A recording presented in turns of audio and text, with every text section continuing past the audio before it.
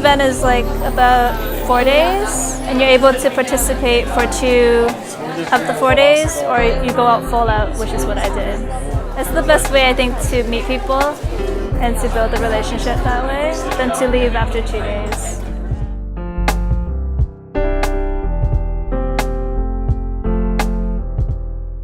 I think definitely something a bit more wearable would be really nice, so that they can actually see your work on a different medium, which is really good.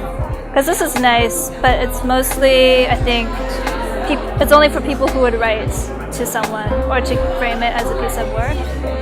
But like, I think the market for like wearable art is like huge in Tokyo. It's like their way of expressing themselves to other people. Whereas like books and zines are maybe more popular in the West because people use it just for themselves and maybe to share it or just to support, because they probably don't get to do it very often in their everyday life. Like even like small keychains are like a huge expression of who they are or like what they're interested in. And their style as well matters a lot here.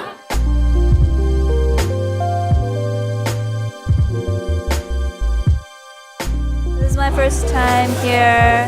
I mean, I visited last year, but only briefly. So I really wanted to see how the market would feel when you actually participate in it.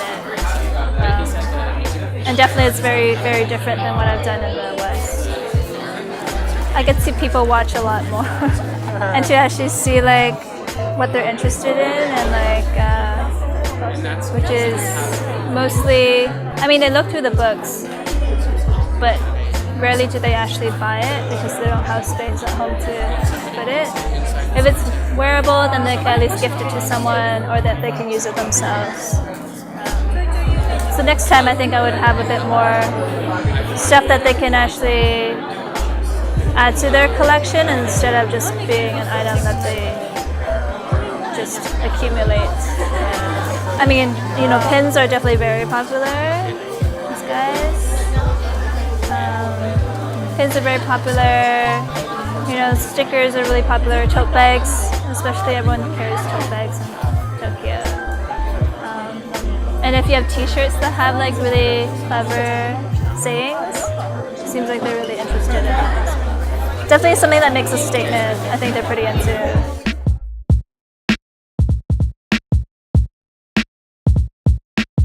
I mean, all the paintings I had done already prior to for my 21 Days in Japan project.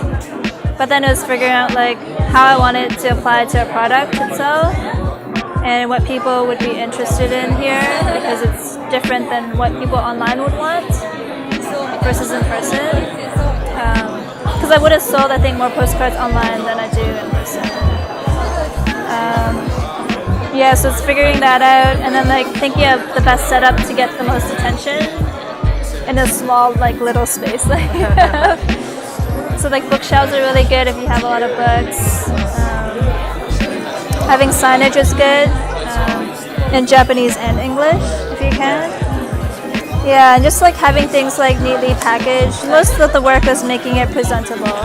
But it's interesting to see like what foreigners are interested in and what Japanese people are interested in.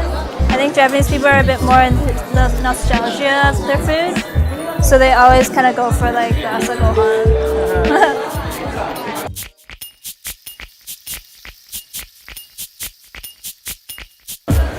I'm definitely very thankful for the people who have supported from the beginning. I especially had a girl named Nina come by, and she was freaking out because she was a big fan. And it was like, it's just really interesting to actually connect with people all the way here in Tokyo, where we're all like from different places in life, and I just feel really lucky. So definitely very thankful. I mean, Tokyo is such a big like hub for travelers too.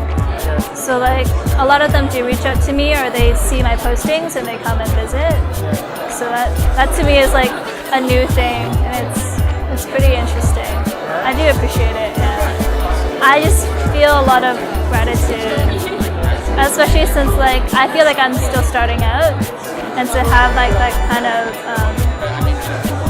dedication from someone to your work is like, it's definitely, it makes you very humble.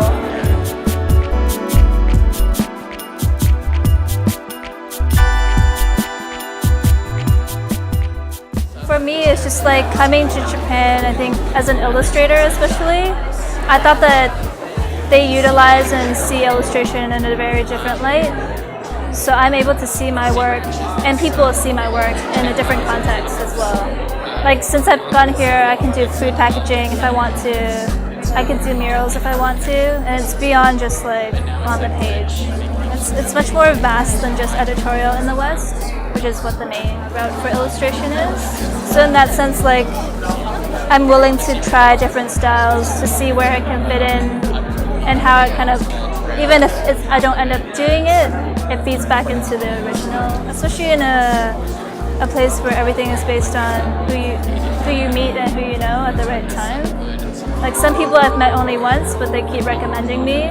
So that's how I get most jobs actually in Japan.